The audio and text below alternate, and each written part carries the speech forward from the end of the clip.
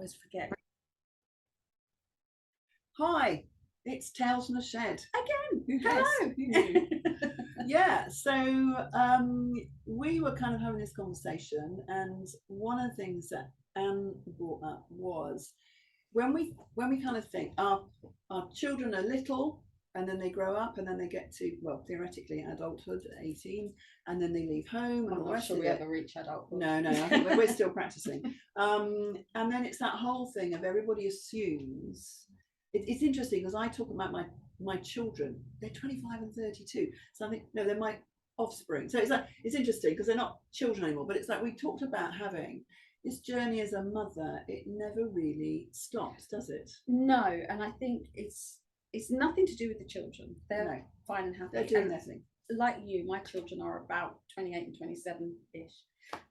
And they're happy and really settled. And recently we decided to downsize because they've gone and the house is way too big, and it's very sad because the house is not rattling with people. It's just empty space, and it's a bit like tumbleweed going through the rooms. So we've decided to downsize to this little house, and it's such a struggle getting. The kids are great. They're going, just chuck all my stuff, I don't need it, I've taken what I need. So there's nothing being held. But there's something very deep that I feel that part of me, it's not the item of getting rid of. There's something about me that feels less, because it's like losing the memories somehow, or losing or replaying. And it's, as you were saying, that development that we think the kids only need to reach 5, or they only need to get to school, then they have to get to the right school, and they have to do the right exams for their failures, and you kind of get through that and you suddenly realize there was so much more. It's quite deep with that. I mean, it's interesting remembering that time, and I've talked about it before, that when I was pregnant for the first time, and I think I might have been 6 or 7 months pregnant, so it was kind of pretty irreversible, you know, at that point. And that kind of concentration that when you're pregnant, you just have that, you've just got to get to, and you've got to birth this baby, and it's going to be, you know, that's the end of the process. And I remember kind of driving along through Leeds, where I was living at the time, and I saw this woman, and she had, I think it was a 10-year-old, and I suddenly went, no, it's not going to be finished at this point. It's going to go on longer, and then it's going to go, and then of course I had that thought, oh, will it go until they're 18? So that was frightening enough at that point. And now, you know, he's 32, you know, and you're thinking, and I'm still his mother, and it's still kind of going on like that, but it's just very different. And you know, we have the opposite thing with our house, because our house, we were basically all squozen into it, and as the children have left, it's like we filled the house, which is lovely. So it's wonderful. Yeah, you know, I will do that, but it's how much of your self is caught up with that role of motherhood, despite the children just being children, just growing up, and how we as mothers are constantly developing, although we're not needed in the same way, but we still have just as much attachment to it. And I think it's interesting, because I remember, you know, when I went to university, and I went to university in the era of when you were contacting your parents, you had to queue up for the phones underneath the stairs, you know, with your 10p piece, you know, to phone your parents once a week and all the rest of it. And, you know, it was like, sometimes I wouldn't bother, so I'd forget, I was having too much of a good time, and then I'd get a letter, who knows, you know, with things like that. And I'm kind of thinking, I just really, but I didn't think of my parents constantly. No, I was just doing me. Yeah. But then when I had my own children, and you know, when my daughter went off to South, when I had to put her on the plane to go to Thailand on her own when she was still only 18, you know, and it was just like I had to kind of be able to put her on the plane, and then I had to drive all the way back to Devon, and I'm like, I can't think about this until I get to Devon, because I know I'm going to break down in tears, and I have to do this. And I'm going, crikey, you know, it's like having that realization that your children are always with you. I think that's, but your parents are not always with you. No, and so nor, now I, you know, I can say, and nor should they be. No, because there's a great saying, and I can't remember, but it's one of those attributed sayings, and it's big hugs little, and it's kind of, you are always the parent, and so much of your personality is wrapped in your role with the children, and that's not to do with being a full-time mum or going to work, whatever it is. It's almost like they're an intrinsic part of you. Yeah. So moving away and packing up and giving their stuff away and moving to a new place where they have never lived feels like it's I think it's growing up for the first time since I left home, left my parents. It feels like growing up to carve this new space. And I was talking to my daughter about it, who just is quite dismissive. But I said, I don't know what I'm going to do. And she said, you know, you had a life before I was born. Do that again. Yeah. I thought that was the most brilliant words of like, who am I without this role? Who am I without the memories? And I think we're talking about motherhood because we're both mothers, and there's plenty of very similar experiences outside of that. Yeah, whether you have children or not. Whether you have children or not, which could be to do with a career, or it could be to do with a relationship, it could be to do with a partnership or whatever. That how much we lose ourselves, and we were talking recently about our outer selves and our inner selves, and how much we lose our inner self to the roles that we play, be that in a relationship.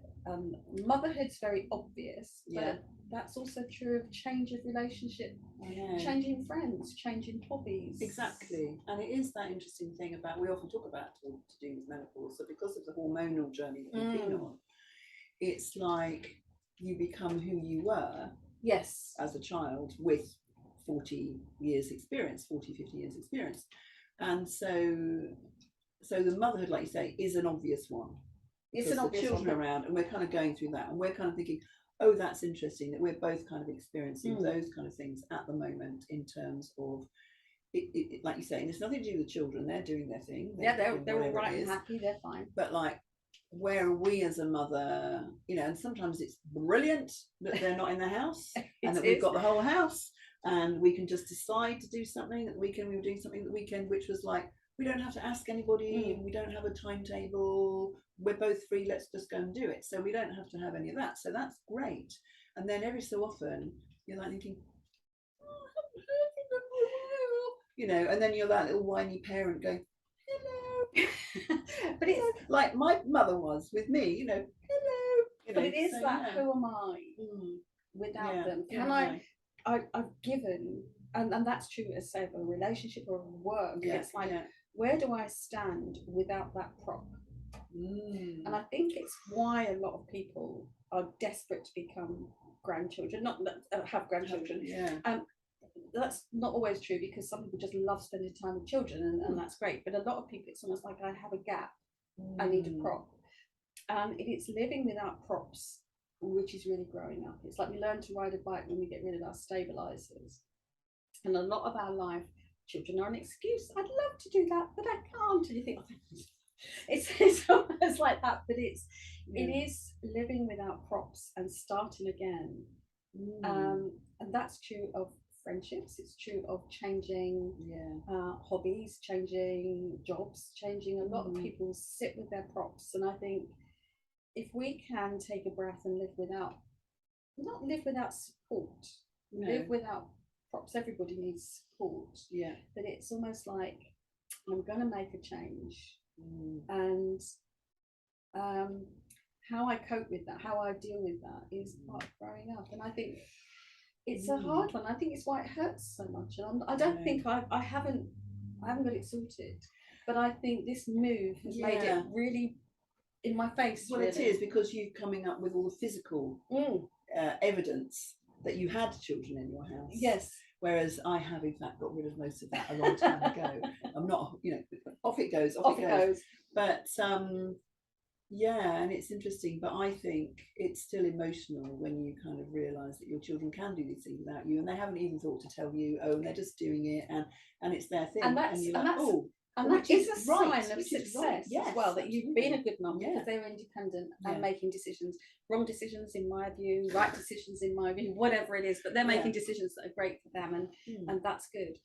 But I think it's just being aware what is a prop and what is a support. And I'm perhaps always holding that question of like, and when we realise it's a prop, let's feel the fear and do it anyway. Oh, just taking it away. Just taking it away and do that. It's not feeling great. This doesn't feel right. That looks like a new idea. Have I got the courage to do it? Support is a completely different thing. That's lovely friends. That's having it. But it can be a family. But very often people don't let go, so they hold on. So it's support or props, really. Props. Well, that's a good task, isn't it, for this week? You know, who are the people in my life that are supportive? And what is it about what I'm doing at the moment that actually it's just a prop?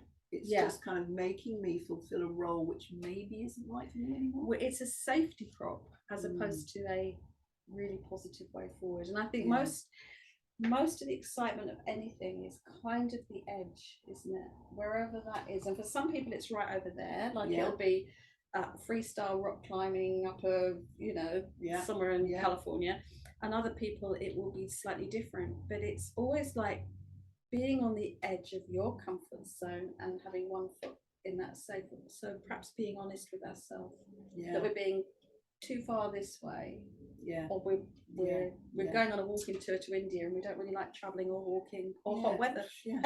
That would not be a good one. That's not a good decision. But it's like doing that. So that's quite interesting. So props or support.